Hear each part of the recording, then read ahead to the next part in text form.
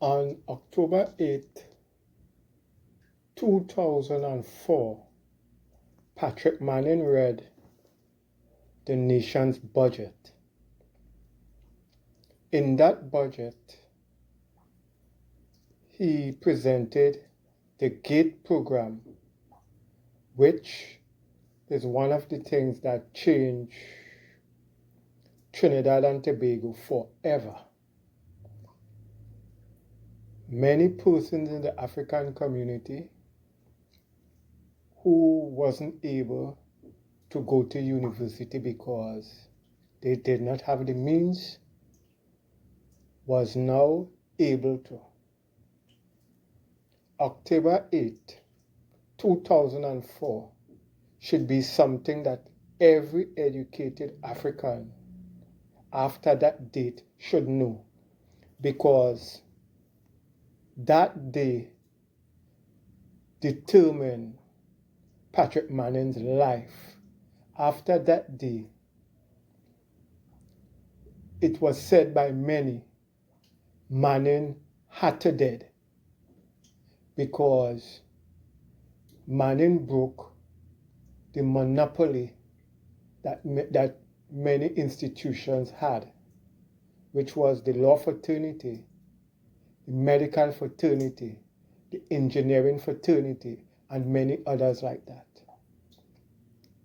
I remember being on the job and heard the commotion not too far from where I was working. I would have thought that gas price went up significantly, that the price of rice and sugar went up significantly, only to go next door to where the guys was liming to hear them shouting, Manning had to dead. Every dog and their mother will now have a degree. That is how one community saw what Manning did. For the African community, it was a lifesaver. It meant sunrise.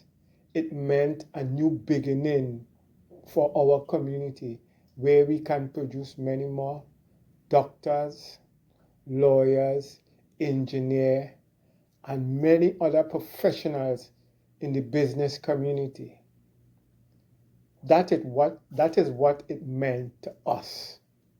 For the other community, it meant that the monopoly was about to be broken, and they did not take kindly to that. Just like the Romans did when they said Carthage must be destroyed. The same thing was said, that Manning must die for what he did to their community. The fact that tertiary education was almost free or considered free was to them an insult, to them a detriment. Not all, but way too much for my comfort. Though many poor East Indians benefited from the education system, those that enjoyed the monopoly did not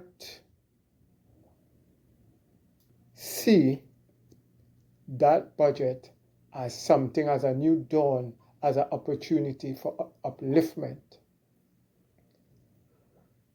The next thing that happened was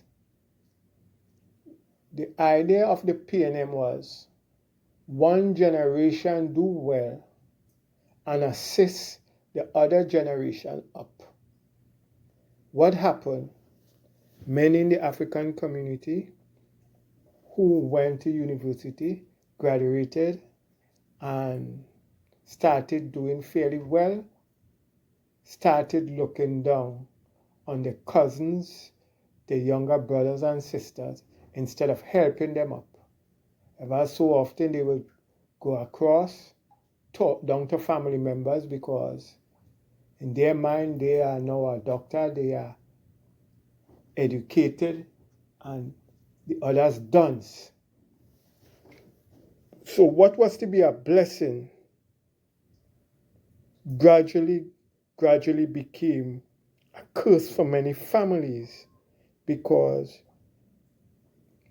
students or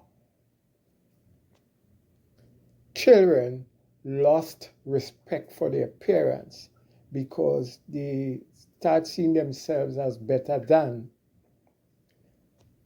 Where our community was to benefit, it did not truly benefit, because many never turned back and gave a helping hand. Some, you cannot even call them African.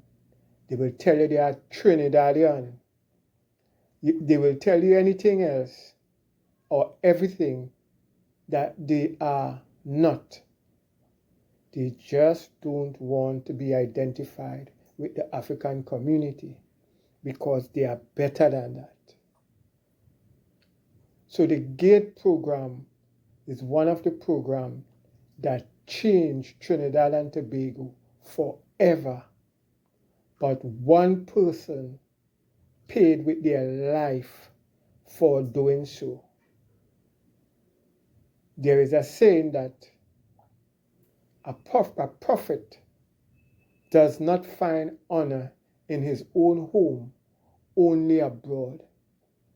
Patrick Manning would have been welcome in many other nations and communities as an asset, as a great liberator.